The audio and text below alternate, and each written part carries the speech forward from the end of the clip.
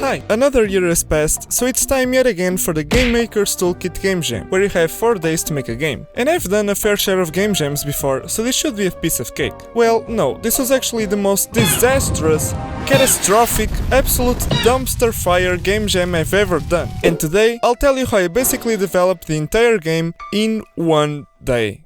But first, here's a bit of context. The jam was scheduled to start on July 22nd and end on July 26th. Unfortunately, this coincided with my family's vacation, which meant a couple of things. First, I was not at home, so I had the most god-awful internet speed. I couldn't even have more than 1 tab open. Second, we were going to the beach every day, and since I still wanted to have some quality time with my family, I decided to only work during lunch, when the sun was so hot it would turn all of us into grilled fish, and after dinner. And finally, I was just not as productive. So yeah, my bad. Okay, so the theme this time around was Countdown. Do I like it? Absolutely not. It is way too generic, and how the hell do we make an interesting game with that theme? After discussing this for a while, I ended up choosing one of the first ideas I got. Imagine it's almost midnight, and people are counting down to the new year. Your goal is to grab some fireworks, place them, and light them up so they only fire right at midnight. That's it. It's the best I could do. Oh, and one more thing. I decided to use Godot instead of Unity, which may or may not have been a bad decision.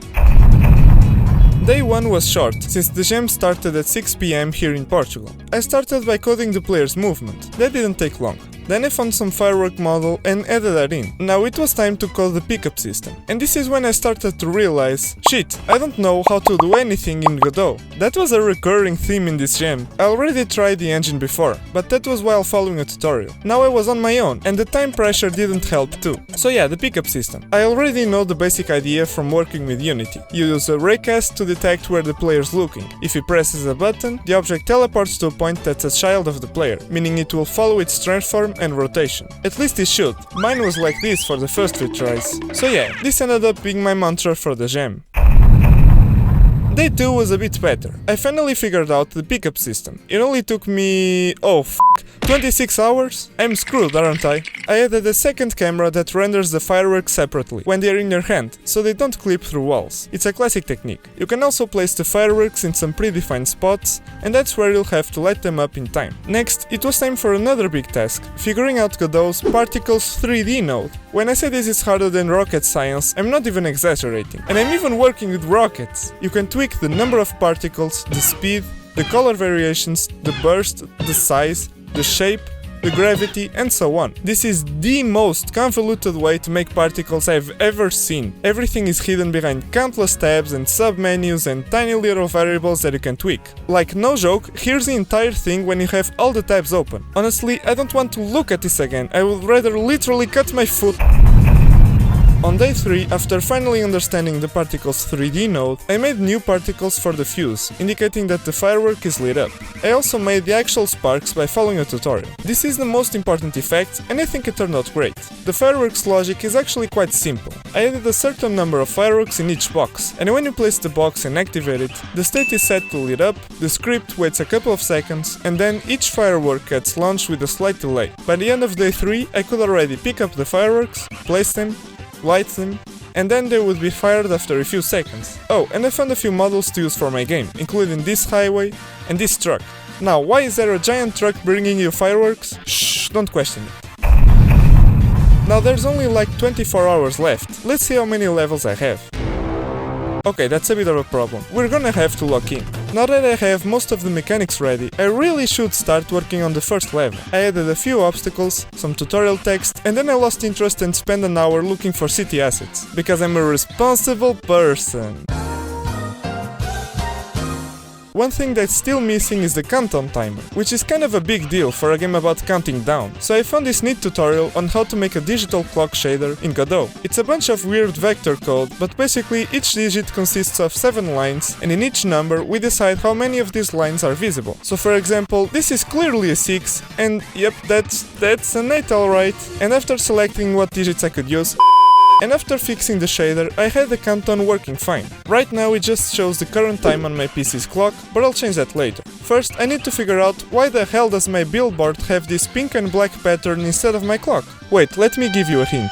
I guess I was having issues with the shader, but after creating a new material again, I had it, yep, cool, that's, yep.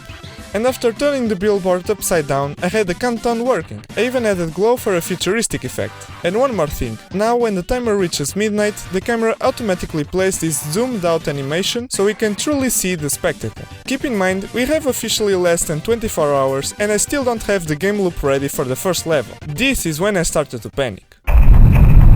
On day 5, I started by finally making a list of tasks that I had to do, as well as sort them by priority. The main things were to finish the score system, add a main menu, finish level 1 and choose a name for the game. Starting with that last one, I decided to name it Don't Blow the Midnight Show. I think it sounds catchy. Now that I had the logo, I was finally able to do the main menu. It's quite simple, nothing too fancy. The score system was a bit more time consuming. I still needed to add UI and the logic, but it didn't take that long. Now the game evaluates you depending on how far off your fireworks were from firing right at midnight. I added music and sound effects around this point, which made the game feel much more alive, especially when you fail to light the fireworks.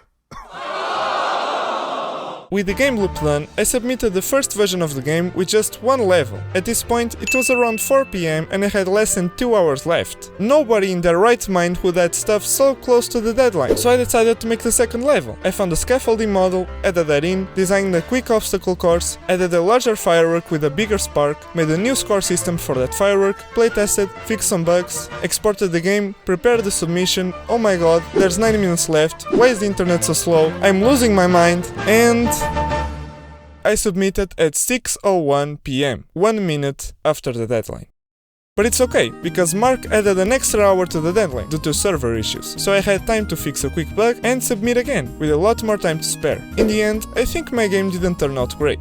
It has that unpolished first game feeling, with the default UI and bad graphics, but hey, at least it works from start to finish. I don't regret using Godot, but for anyone that's interested, I would advise you to maybe choose a game jam with a larger time limit, because 4 days is not enough to learn a new engine. Here's my score for each category of the jam. It was a bit low to be honest, and much worse than last year's jam. I didn't have time and also didn't really feel like playing other submissions, so it probably didn't help with the score either. But it doesn't matter. What matters is that I finished the game in Godot on my own, so I achieved what I set out to do. Let's just hope my next jam goes a lot smoother.